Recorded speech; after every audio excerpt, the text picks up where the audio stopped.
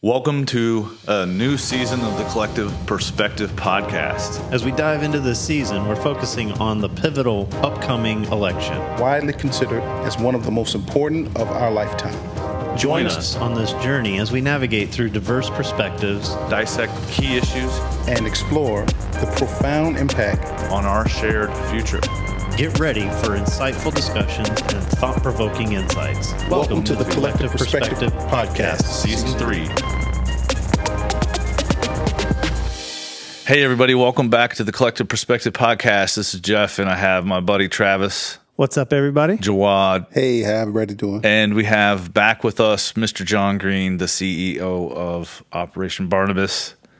He's already been on the podcast. Hey, John, what's up, man? Hey, good to be here, guys. Glad to be here. Today's topic is the topic of American education. Former educator. John used to be a principal. Tell us about your experience. When did you start being a teacher? Because usually you start off as a teacher, right? And then you work your way up vice principal and you're not elected. Yeah, so I started as a substitute teacher before I even graduated college. And I was making a big whopping $4.25 an hour, subbing all day and then going to school at night to finish up my degree. So I was happy to become a teacher. And I was one of the few teachers that was actually, when I got my first yearly salary of $18,600, man, I was fired up. That was big money. So I was actually excited, became a teacher, coach football, softball, pretty much anything they'd let me coach, bring in, help a little extra income wise. And then then you go to athletic director I became, and then I did assistant principal, vice principal, principal. So I started in the mid-90s is when I first started and went all the way till I think I retired, if you want to call it that, retired in 2019.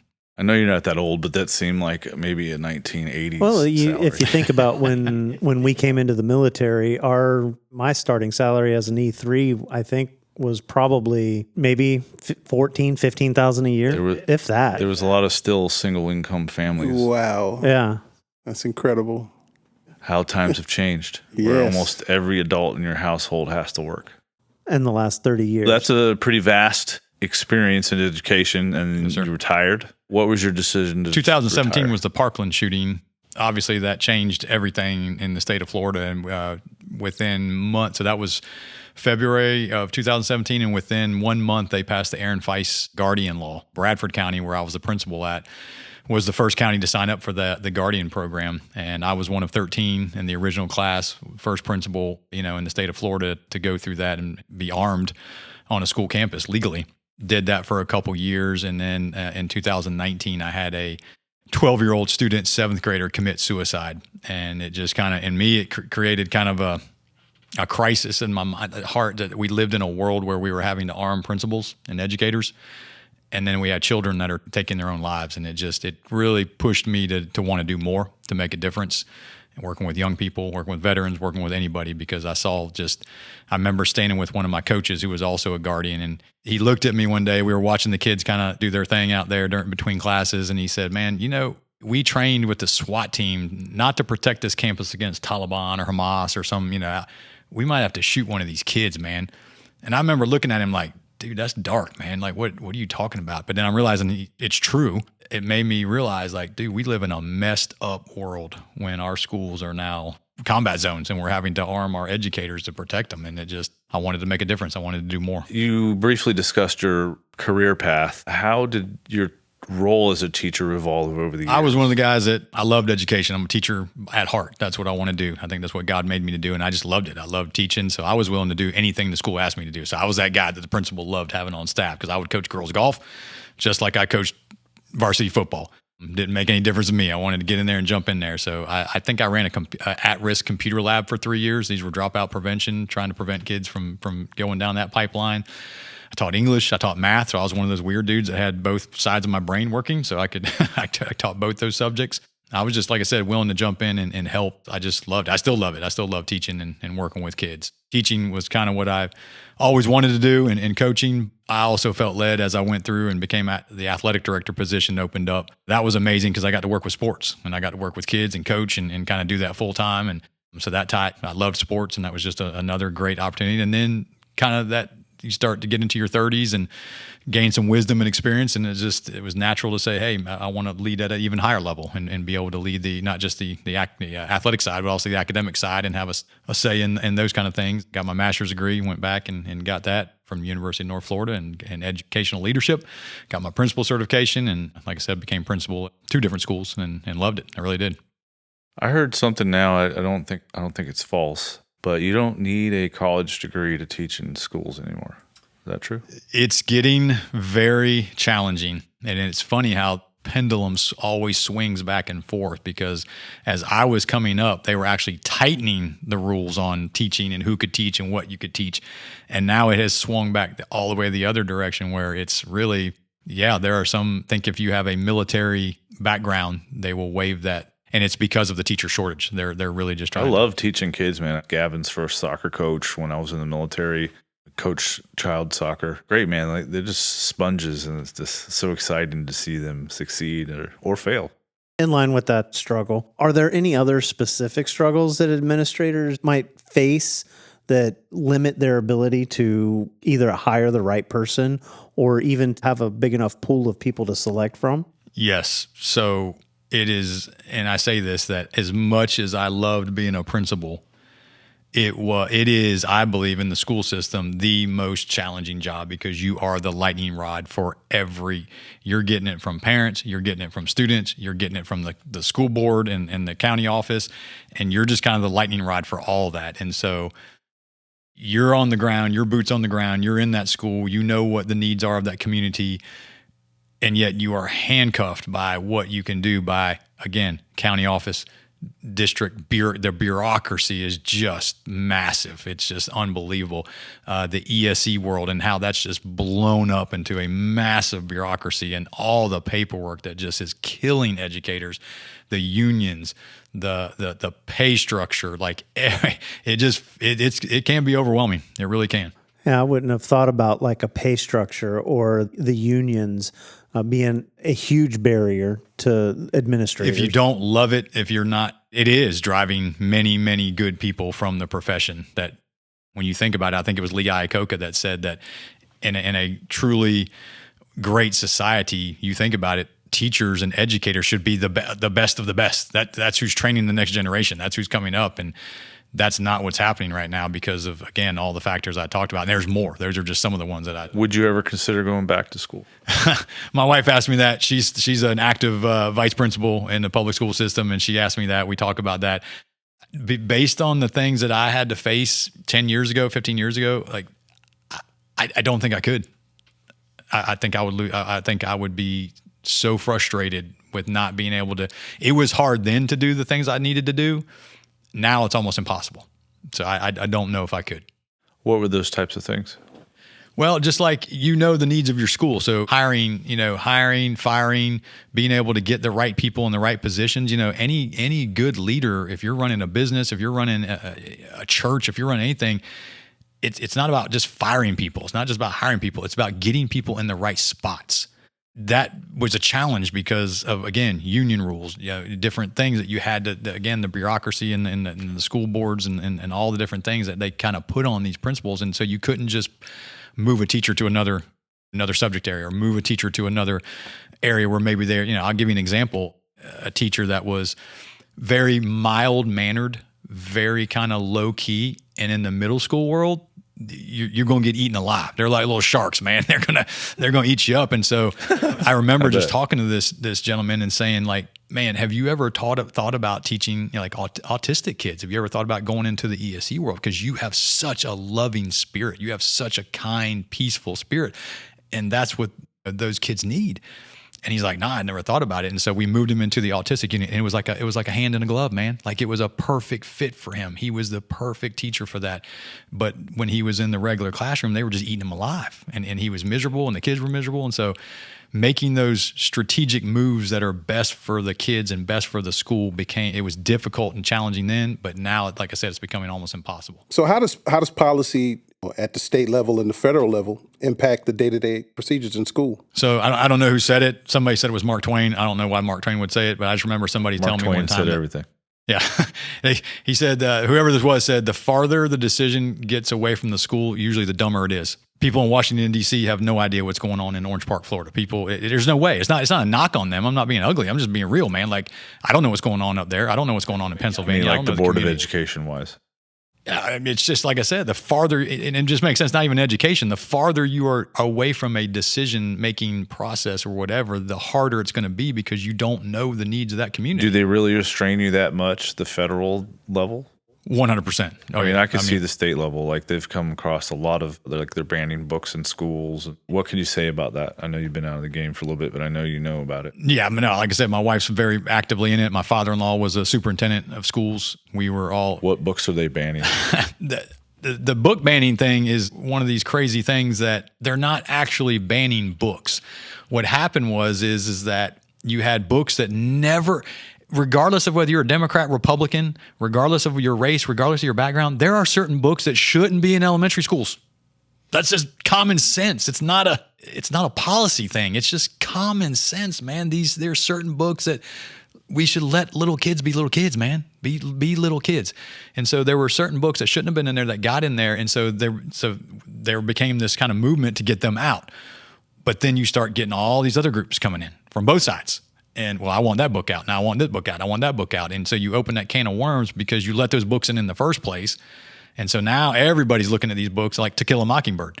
I taught To Kill a Mockingbird as an English teacher, and it's to me, it's one of the greatest classics ever written. What grade was that book? We taught that 10th grade, sophomore in high school. High school. I think that's a very, very appropriate for high school age kids. But you have groups now that are saying we don't want that book in there because it has this particular language in it, or this particular word in it, or this particular thing. So it's become a free for all. Is what I'm saying is it's just once you opened up that can of worms, everybody's now I don't want that book. I don't want that book. So we got a big mess. So what I heard, this is what I've heard or read, is that someone was going around the school district threatening to sue the school district if they didn't take certain books out. Do you know anything about that? That's been going on for years. Even when I was still active 10 years ago, you would have people at the county office, you'd have memos that would come out and say, listen, if this guy comes to your school, don't say this, don't do this, because you had groups, again, that were just looking. We live in this, like I said, world where it's just so weird where everybody's out to get everybody. And so this guy would come to the front office and say, I need to see this record, this record, this record, this record, and this record. So the poor secretary's sitting there going, I'm just trying to get the kids to lunch, man. I'm just trying to get kids where they're supposed to be. She didn't respond in that way. Well, I'm going to do a public records lawsuit now. And they would go down and file a public records lawsuit because that poor little secretary sitting at the front desk didn't spend the entire day making copies of whatever it was, my emails going back 20 years or whatever he was asking for. You know, they would ask for some ridiculous amount of information. So same thing with the books. People are just, they have agendas. This is what's frustrating. They're not really caring about kids. They're not. It's my agenda. It's my party's agenda, or it's my agenda. And so and like I said, it's coming from both sides. It's not just one side. And meanwhile, the kids are caught in the crossfire. Because we know, we did know, we lost it somewhere along the way. Common sense says there are certain things that elementary age children shouldn't be introduced to. They shouldn't. And then, well, yeah, but I think this and I think that. And so everybody has their agenda and they start coming in. And it's just, like I said, it became a free-for-all in the last 5 years. It really has. So it was like more of, all right, one group or one person or one agenda was going in saying they were basically guerrilla lawfare is, I guess, how you could say it. They'd go in there and be very assertive and pushy to get certain records right now. They want them right now. There's a process to it, and I could see how a secretary or somebody who's not really trained in it to say, okay, well, fill out this form. We have 7 to 14 business days to get it to you. Let's fill out this form, and we'll go through and we'll make sure that we got everything you need. Send them on their way after they fill out the form. But when they come in and they're very pushy, it's like then things start to break down. The process starts to break down, and they're like, oh, what do I do? What do I do? Everybody freaks out. I like what you said. That was the guerrilla. What'd you say? Lawfare. Guerrilla lawfare, man. That's Someone just coming in. That needs to go viral. Hopefully it does. That's awesome. That's exactly what's happened. You just hit the nail on the head. Whether it be books, whether it be public records requests, you have guerrilla lawfare where, like I said, both parties, all these groups out there have an agenda. And they're, like I said, guerrilla lawfare. There's no better way to say it. I think there's a good reason why they have teachers up there with firefighters and police officers and stuff like that, because the amount of stuff that you have to go through. So we're not only just talking about having to focus on educating these kids and making sure that they're successful in their state tests and stuff like that and passing those. There's also these tragic things that happen in school. Unfortunately, no, when I first started, I can tell you, like I said, in '96, when I first started, there truly was, and the people that I was, this is what's the thing, man, teachers are so amazing. Right. Most of them. Like, they are just, nobody goes into going, I'm gonna make $4.25 an hour, $18,600. You know, nobody went into it because they wanted to make tons of money. Nobody now would say that. Yeah, but it was truly, it's pretty close. Most of the I think people I was $8. with, it was the love of teaching. You loved kids. I loved going in that classroom and imparting wisdom and having those discussions with those kids and teaching them. This was the cool part. We taught kids to critically think and use the frontal lobe of their brains. We didn't tell them to believe this or believe that or follow this party or follow that party. We said, use this part right here. Listen to what the two sides are saying. Use this part of your brain up here and critically think about what's best for this country, what's best for your family, what's best for you. And it was great. It was truly the love of teaching. And over the last 20 years, 20, 30 years, I've literally watched that love of teaching be just taken away from these brave people that are still in those classrooms every day. But they are overwhelmed. They are frustrated. They are leaving in droves because that the love of teaching is gone. Now it's all about state tests. Now it's all about shootings. Now it's all about security. Now it's all about unions and pay structures and all in federal mandates and I mean, the amount of paperwork that they're having to do now. I remember them when we were supposed to go to a paperless system. There's more paper today, quadruple the amount of paperwork that I was doing 10 years ago. So well, they said paperless, not paper free. Yeah, you got to know your extension of the words, whatever they call that. We did the same thing in medical. That we went to electronic charting. You actually do more, but there's less paper backup. Right. Since we've gone to school and everything, a lot has changed. Obviously, the whole world has changed. And to get into the next topic, it's kind of a devastating thing. I would say every topic that we're going to talk about the rest of this conversation can be devastating, but let's try to stay positive. So the listeners out there, if you have some kids around, you might not want to have this podcast on. I just want to let you know that kids shouldn't be hearing what we're talking about either, at least at a young age. In the past, we've had guests on where we talked about human trafficking, and it is right up there. Sex trafficking, human trafficking, and kind of coincide.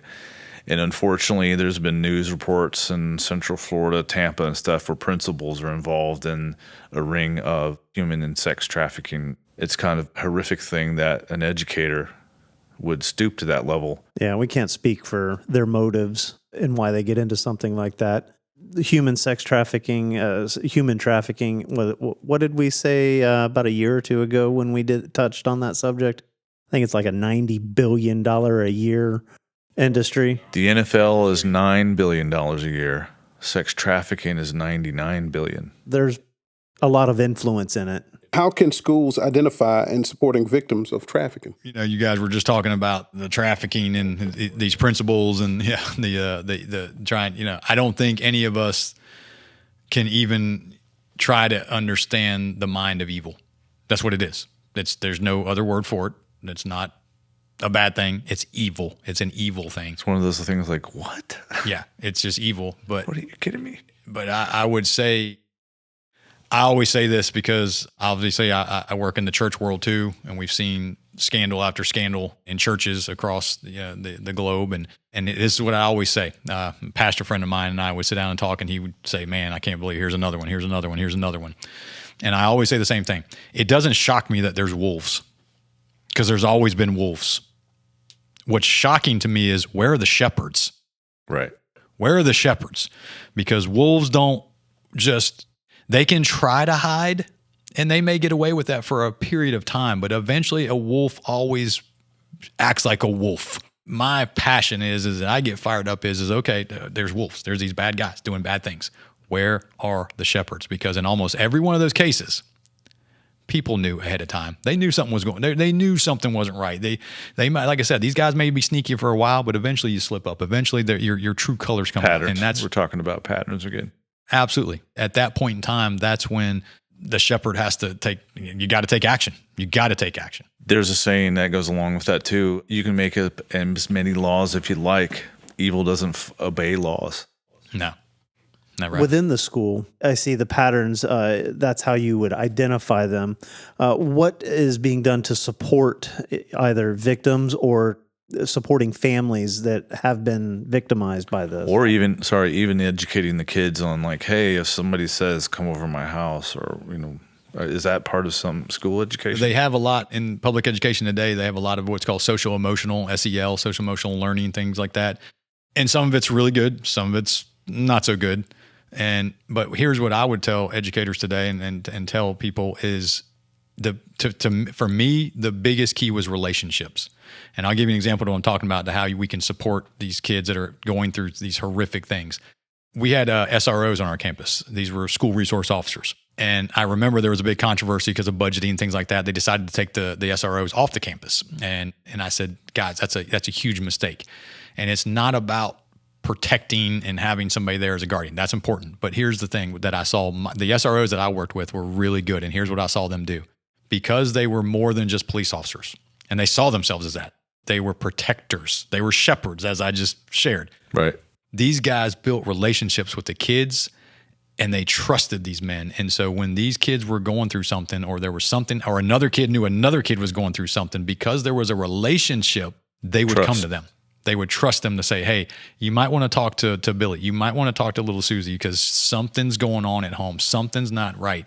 She's been talking to this guy online or whatever. You know what I'm saying? They felt very comfortable coming to us as principal, SRO, teachers. We tried to build an environment on the campus of trust. And I think we're losing that because, again, we have so much transient, teachers in and out.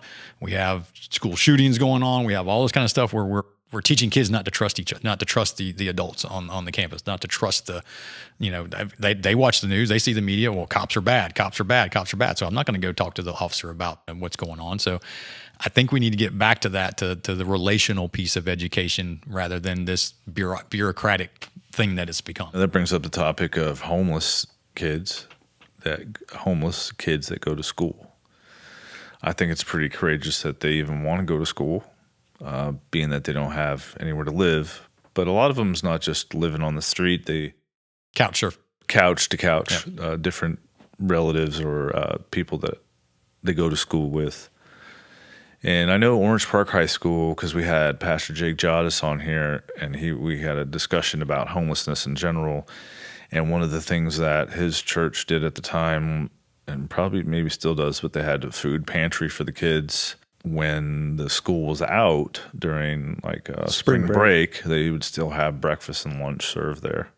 What are the unique challenges that homeless students face in the classroom? So that goes back to that relational piece I talked about. Teachers knowing their kids, knowing what they're facing. So, for example, I had a young man when I was in the dropout prevention lab that was having to provide for his family. He was one of the main breadwinners in that family. And so to do that, he was a cook at one of the local restaurants, and he'd work till 2, 3 o'clock in the morning, closing down, doing things like that. So knowing my student, knowing what he was having to face every day, I had to adjust. And that's why when you keep things at the local level, it always works better. Because I wasn't saying we're going to let this kid off the hook and he doesn't need to do any work, he doesn't need to do any homework. I was flexible and I adjusted for his schedule, knowing at 7 a.m. he's had 3 hours of sleep at best. The fact that he's even in school shows a lot of testimony to his character. So let me adjust my schedule and be flexible on due dates, work getting turned in, all those kind of things. So it's knowing your kids and knowing that if a kid's hungry, we all know Maslow's hierarchy and things like that. That's one of the first ones. If I'm starving, I'm hungry, I'm not at my best. I'm not going to learn at the maximum way that I can. So let's meet that need first before we get into math, before we get into calculus and algebra and all those things. And so I think it comes back to that local knowing kids. And I wish we could go back to those days. And I know, back in the day, it was so much better back then. That we all say that, but we really have lost that relational piece that really made schools strong and made them places where kids felt safe, Kids felt protected. Kids felt where they were educated. And we just need to get back to that. We need to get back to that local rule where we can really know our kids so that we know that they're couch surfing, and let's see what we can do about it. Let's see. A lot of these churches come in and say, okay, I remember there was one, I can't remember where it was, Alabama or somewhere, but a church got together and there was like 40 kids in the foster care system, and they were like, they put them out of business. They adopted all 40 kids and got them in the home so that they didn't couch surf, so they weren't out. A lot of churches too, I know even at my son's school that you have to pay for chips and soda and stuff like that, side dishes and stuff, but if you want to go eat, it's free. And I believe it's not the county covering that. I believe that's churches covering any kid that cannot afford food that day, that they pay the bill. And one of the things I did in Bradford, because they were 100%, everybody got free lunch and things like that. Part of the danger with that is, and we talk about that on the Barnabas, Operation Barnabas, is being a hand up, not a hand out. Is, when you're just giving free stuff, when the government's just giving out free stuff, that's not effective either. And so one of the things that I brought to Bradford was a PE uniform, $20. Family can't afford $20. What can you afford? I didn't care if they gave me $1. I didn't care if they gave me $5. But now the kid has some ownership. Now the family has some ownership, and they feel some pride in being able to provide. I remember there was a church here local that they would do a free toy giveaway at Christmas time, and they noticed that the fathers, the men, if there was a father or a man involved, anytime that was going down, they would be X out. They would be not around, because it was humiliating that I can't buy my kids Christmas presents. And so this church switched it up and said, hey, we're going to do the Christmas thing, but still have all the nice gifts and things like that, but we'll sell them at a reduced rate. So that iPad's $5. Because again, it's not about the money. It's about that bringing dignity to people. That was something that I'd really tried to do in my district, in my schools, was give people dignity. It's not about how much you make or man, let's work together to teach these kids responsibility and ownership. So one of the big controversies in the United States, and I have my own personal thoughts about safety for kids in schools and school shootings and everything. Without going too far into what people don't want to hear, I somewhat feel that it is coached. That somebody is trying to take our Second Amendment rights. And whether that's your perspective and you're listening or not, this is my perspective. And I'm sure people share this perspective. So it's a little troubling that these people have to go after the kids. But there's a lot of people after kids. We just talked about human trafficking and stuff like that. Yeah, they're making money off kids, whether sexually or working wise. These homeless kids is why I brought this up, is how many of the homeless kids do you think get trapped? So obviously wolves, evil individuals are looking for those isolated individuals, whether it be children or women or whatever it may be. So yeah, absolutely. A child who is homeless, who is couch surfing, is not under the protection of a mother and a father. Yeah, they're a target. They're absolutely going to be targeted by it. Have you personally experienced any kid going missing? Yes, multiple times. Can you tell us about one? Yeah, there was one in particular that I remember. It was scary because I grew up here in Clay County, Florida, and I was an assistant principal, I believe, at the time when the Summer Thompson case happened. Elementary student, horrible tragedy, changed this entire community. She was kidnapped and murdered, and I believe she was 8 years old at the time, and it rocked this community. And so when this happened at my school, it was those memories are popping in your head, and you're thinking, oh my gosh, this is going to be one of those stories. And so, yeah, you go into fear mode. You go into, where is this child and what could have happened to them? And you see the fear in the community. Now, you were the president of the school she attended? No, I was in the district. I was at the middle school at Lakeside. She went to one of our feeder elementary schools at that time. The principal at her school was a good friend of mine. In fact, she was assistant principal with me. We worked together.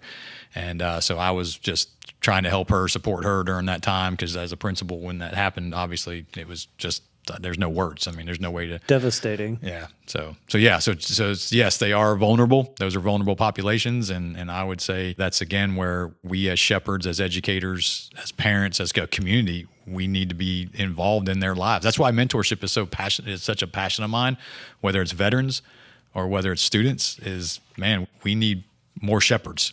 I'm going to throw you a curveball. Here's your curveball. How many kids have you witnessed gone to mental health facilities and the pressure to send kids there from the county? Man, that grew, and it's only getting.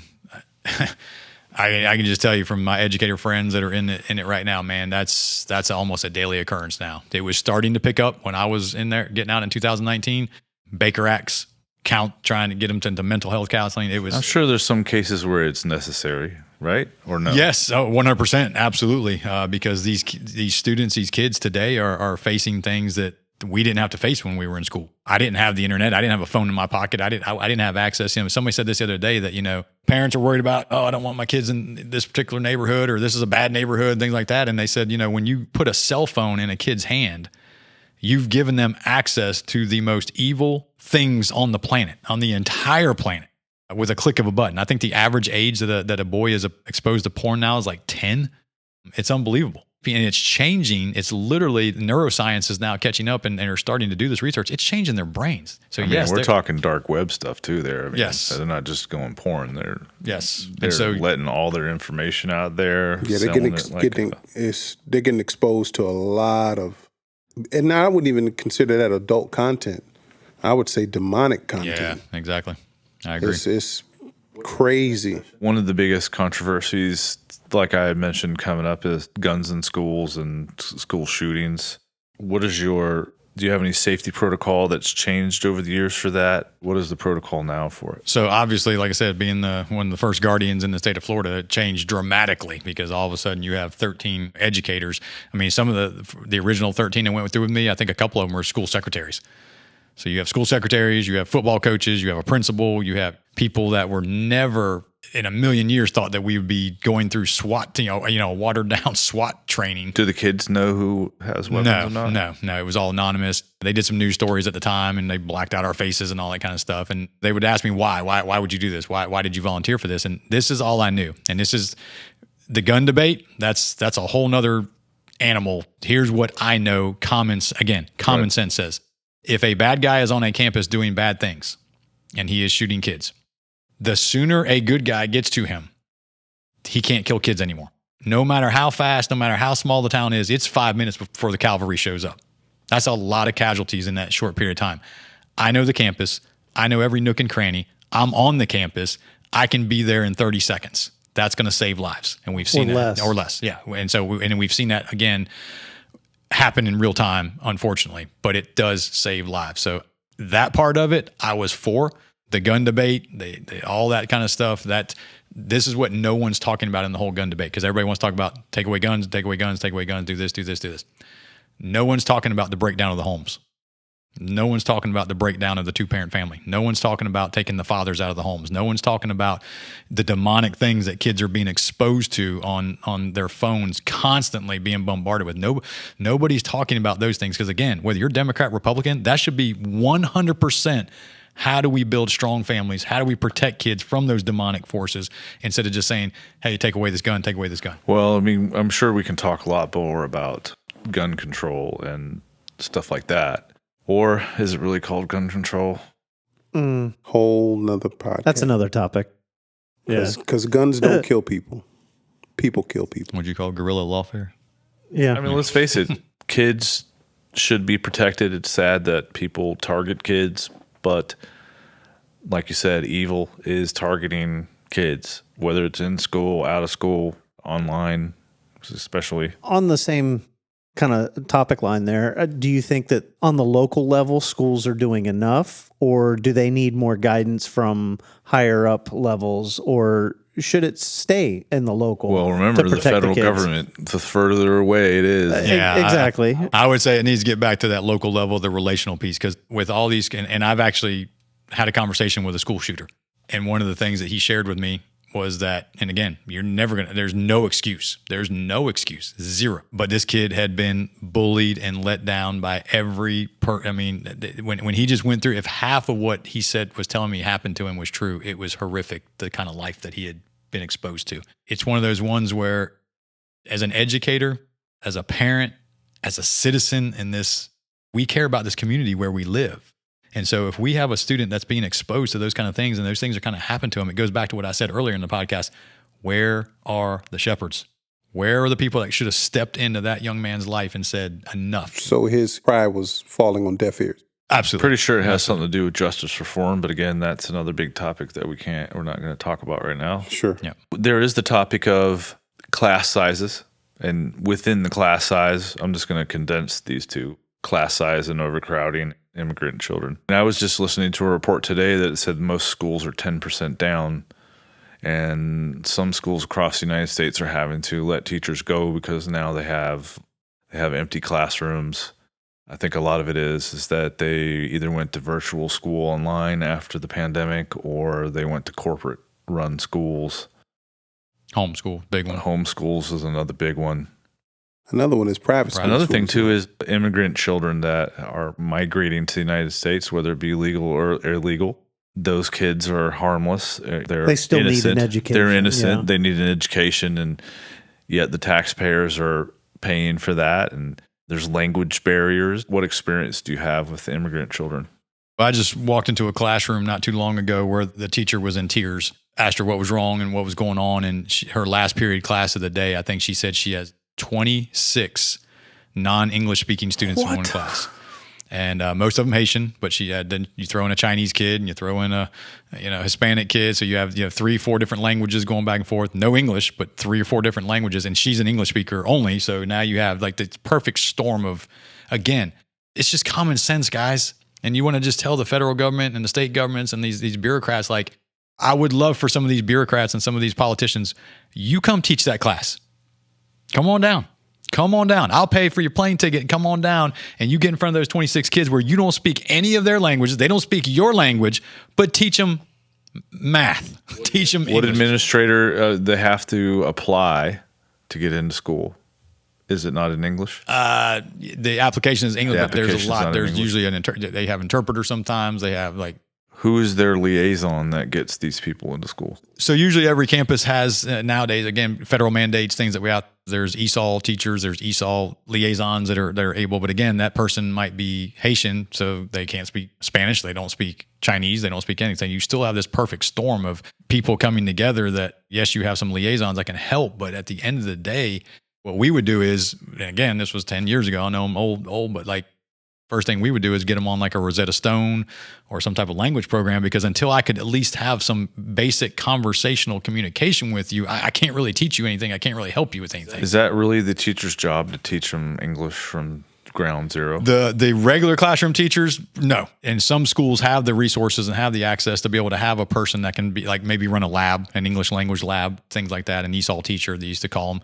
But no, just a regular classroom teacher like this young lady, no, she's completely overwhelmed and under-equipped, and not there's just you're asking them to do the impossible. And it's frustrating because, like you guys said, it's not the kid's fault. And I know that's a whole nother podcast for a whole nother day, but a 5-year-old could fix the immigration problem.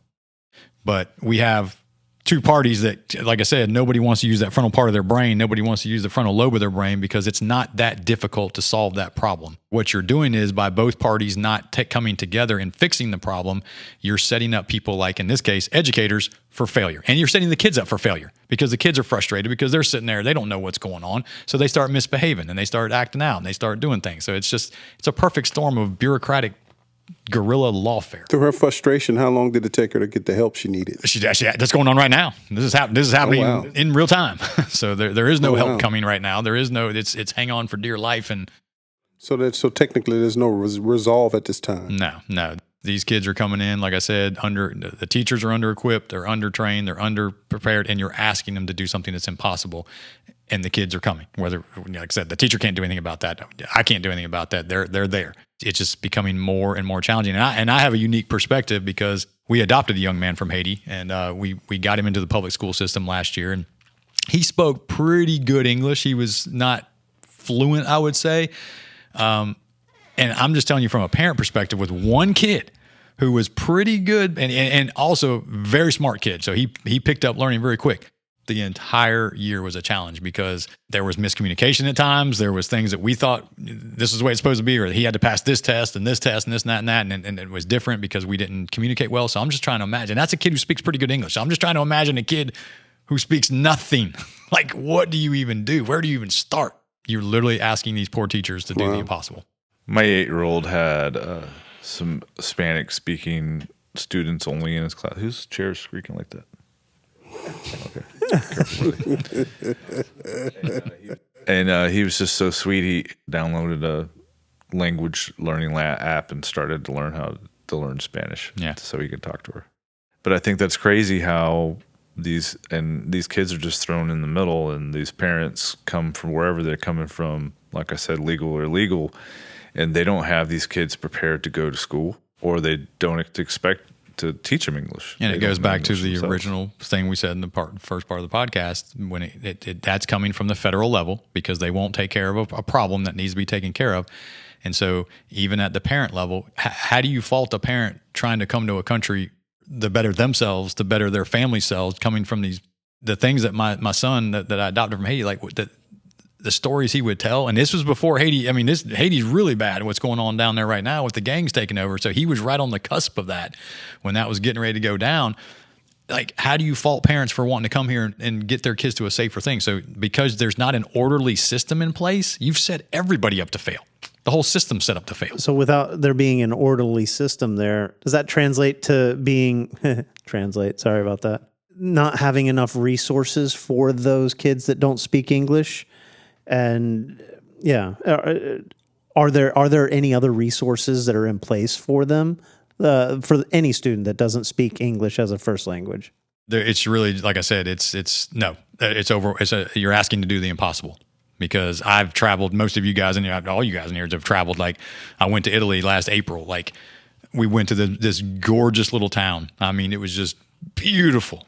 And I'm like, man, and I'm looking at all the townspeople, and I'm like, man, I want to get to know these people. I want to get into this Italian culture. And because I couldn't speak their language and they couldn't speak my language, it was the most frustrating thing, because I was just wanting to be a part of this, and I couldn't even have a basic conversation with them. And so I'm just trying to imagine a kid sitting in a class, and you're trying to learn Shakespeare. You're trying to learn algebra. Like, it's an impossible thing. And until they fix the problem, which is, again, a chaos system, we're going to continue to be overwhelmed, and the resources won't be there. Do you think that adds to or contributes to the beginning of, like, maybe even a mild depression, when they, as a barrier to them learning more, like they know they can't understand you? Does that make them feel a little more dejected? Can you see that in the way that they present themselves in class? I would say it goes both ways. Some of them shut down. Some of them just start to misbehave, because I'm going to act out. And that's what like I said, that's what she described in her classroom that day. And I saw it again 10 years ago when we had ESOL kids coming in that couldn't speak English and were, again, put into a situation where it was, again, impossible. You're asking people to do the impossible. It's like talking to a toddler. 100%. Yeah. So I think to wrap up this conversation obviously we can talk about this for a long time. Yeah, education, but I think, there's is very important. two other concerns that I have that I wanted to discuss before we close up. Teacher salary and retention. I think we can safely say that these teachers don't get paid enough. But I guess my question for you would be, what stops them from going to corporate-run schools? The corporate-run schools don't pay. Nobody pays. They don't pay either? No. There's no. It's. I would have never thought that. No. So some of the more wealthier private schools, you'd be shocked at what they actually pay less in some cases than the public school system. Because I don't have the reasons why, but it's in the law enforcement world. We have the same problem. You have police officers. So in our area where we live here, a first-year police officer or a first-year school teacher cannot afford to live in our county alone. Just do the math. It's basic math. Take $48,000 a year, do rent, car payment, insurance, all that stuff. Add all that stuff up. They can't live alone. They have to have a spouse. They have to have two incomes. They have to have a roommate. And so you're asking people to protect us, and you're asking people to educate our children. But then you're telling them, this is how much we value you. We're going to give you a salary that you can't even live by yourself. And these are our kids, and these are two of the most important jobs. Two of the most important jobs. And this is reality, because I'm a sports fan and I love football as much as anybody out there. But this shows you, as a society, where we're going to have to start tackling and starting to get in our frontal part of our brain. We're going to pay a guy to throw a football $60 million a year, but we're going to take the people that are supposed to protect and serve us, and the people that are loving our kids and educating our kids, and we're going to say we're going to keep you at poverty level. It's crazy. It's insane. You don't have commercials at school. NIL. I need an NIL for teachers. Oh, but you have Pepsi. You have Pepsi sponsoring as long as they can put soda machines in there. Candy bars and sodas. No. So, do you know how salaries compare across state lines? Florida tends to be towards the low end, but this is what people don't understand. Again, basic Economics 101 tells you, well, that teacher, that state makes this much more. Yeah, but what's the state tax? Cost of living. What's the cost of living? What's the so many other factors? You can't just look at a teacher in California and say, well, they're making so much more in California. But when you break down teacher salaries, whether it's in California, New York, Florida, doesn't matter, Mississippi, teachers are not getting paid enough money. It's that simple. Common sense. Again, anybody can do basic math 101 and go, we're not paying these people what they deserve to be paid. And it's Well, they're all government employees, right? Except for the corporate run Correct. ones. So isn't it more of the government could be funding them a lot, give you a lot more funding, or are they always looking? well, to that's a cut whole funding? nother podcast. Isn't it? Yeah, I thought the money followed the. I know. I thought the money followed the students, though. It's supposed to. Well, No, we're supporting wars. It's definitely a labor of love. I mean, my wife works in the education field. My mother was an educator as well, and the money definitely doesn't reflect the job. And Right. you see where people who are committed to that job field, they have more of a love for the children than they do the hope to have money to be paid. right. Properly. But we live in the greatest, supposedly the greatest nation in the world, and so I would say, really, so love. You're this wonderful, caring person who loves kids, but hey, go. We're going to put you below the poverty line. We're going to be like, how are we saying that we value you when we don't value? It's a straight contradiction. What's the old saying? Put your money where your mouth is. Well, we're putting our money into $60 million quarterbacks and telling these police officers and teachers. Well, I thought that lottery was supposed to kind of help with the education system. I thought that's what it was supposed to do. In Florida, I believe that's the Bright Futures scholarships for getting into colleges. My brother he got his bachelor's degree at UF. So he benefited from that. There were some, the Bright Futures again, I'm scholarships, not yeah. going to, there were some benefits that came out of that, but if you go back to the history of the Bright Future and the lottery and all that, again, another podcast, there's a lot of shell game, Wow. a lot of those coconut shells being moved around. So it's a facade in some perspective. Follow the money. Wow. You definitely have a servant's heart, man. And I think it's sad that the school system lost you. I think that there's another future for you. I think that you can be the voice for the voiceless, you can speak truth to power. And I think that politics is the next level for you, man. I think that we need someone like you to kind of spearhead a narrative that people are detached from. If I may ask this one last question, this one will go back into some of the other topics. You talk a lot about using that frontal lobe and that critical thinking. With the standardized tests that we have today, is there a way to get around the standardized testing to actually teach critical thinking again? Because I'm in the medical field and I see a lot of people coming out of their professional schools, if you will, and they lack that common sense, that critical thinking to get things done. Is there a way, do you know how to address that type of a problem? Yes, and we all know, use common sense. We need to blow up the system and start over. I mean, I think it has a lot to do with parenting too. My kids are going to have. Yeah, common but sense. you parent with the right information. And I think we need to be exposed to the right information. And I think we're denied that. We're detached. By giving them that cell phone, that iPad at 8, 9, 10 years old. No, I think to answer your question, the system needs, if this were a business, they'd be bankrupt. The whole system needs to be reevaluated and ask the question, the right questions. Is this what's best for kids? And in this case, with the standardized testing, that's one that I'm passionate about. I watched standardized testing kill the love of teaching and kill the love of learning. I can't remember who it was, but they had a term called redecide. And it was just basically saying the same thing, that we've killed the love of learning, the love of reading, the love of things like that. Because I remember in school, we would have discussions and there was no technical right or wrong answer, but the students would say, well, hey, what about this? They were actually encouraged to ask those questions. And the teacher would then guide them. Well, you got to look at this, and this, and then make that decision. And the kids would either change their opinion or they would learn how to incorporate more information into their decision making. Right. And then what you just described is teaching as it should be. That's what drew most people into teaching, like your mom, like your family members, is being able to work with kids and watch them wrestle with those. And here's the deal. We say failure is not an option. Failure is an option. It should be. It's 100% an option because that's how you learn. That's how you grow. Yeah, absolutely. Just to interject, just on a personal level, my grandmother, they named the armory on West Side, Marilena Gibbs Armory. That's my grandmother. So she, at a time when she was, shipped from, she left here and went to Philadelphia, and she got an education where in the South they weren't allowed to read. But when she got back to Jacksonville, she realized that there was an issue and kids needed to be taught. There was no program at that time for kids to get an education at a young age. So she started the first schools, like elementary schools here, just would get kids, get them in the truck, ride through the neighborhood, pick them up, and take them to her house and teach them how to read.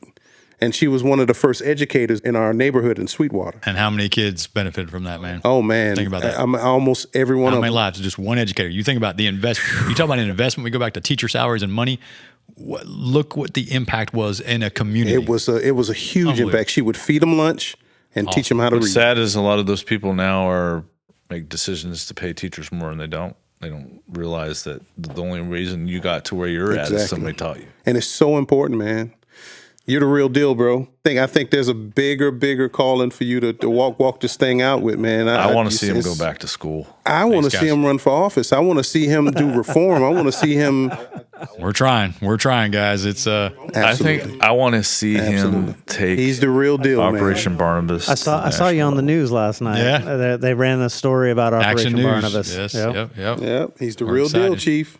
We're sitting here watching our next probably mayor, governor, president, probably. He's the real deal, man. I'm not being political, but I don't know if that will happen because I'm not trying to promote any candidate one way or the other, but I do like candidates that don't do what they're what's the word I'm trying to say here? Like think outside the box. Yes. So I'm not going to be a party man. I'm not going to be told that you have to think a certain way or do a certain way. I want to do what's best for people. I want to do what's best for the community. Oh, you mean so you're not going to just fall in line with everybody else? No, not me. So if that's who you're going to vote for, you're probably not going to vote for me, whatever office Well, I'm running for. I think he goes to this place called prayer, and I think he answers to a mighty God. So he's accountable to our Most High Lord and Savior. Yes, sir. So he's got Hey, that. everybody! Thanks for listening. Thanks, John, for being here. Thanks, Travis and Jawad. Please reach out to your kids and let them know that you care and that you have their best interest in their mind. Get involved with their school. I think Not that's only get involved in their school, sit down at dinner around a table and have a talk. and especially if you can go on field trips. I know I go. You need a volunteer? I'll be there. And be there for the kids, be their safeguard, be their shepherd during while they're out there. There you go. And John, like I said, you have a servant's heart, man. You really do what you're doing with what you've done for the schools and for probably thousands and thousands of kids. And now you're focusing on veterans. And I think that is great too, because veterans are now benefiting from Be a shepherd. your That's servant right. heart. Be a shepherd. Oh my Have God. a good one. Thanks, guys. Absolutely. Appreciate y'all. Appreciate what you're doing. Bless you, man. Peace. Thank you so much. Everybody, thanks for So listening. awesome. Peace out.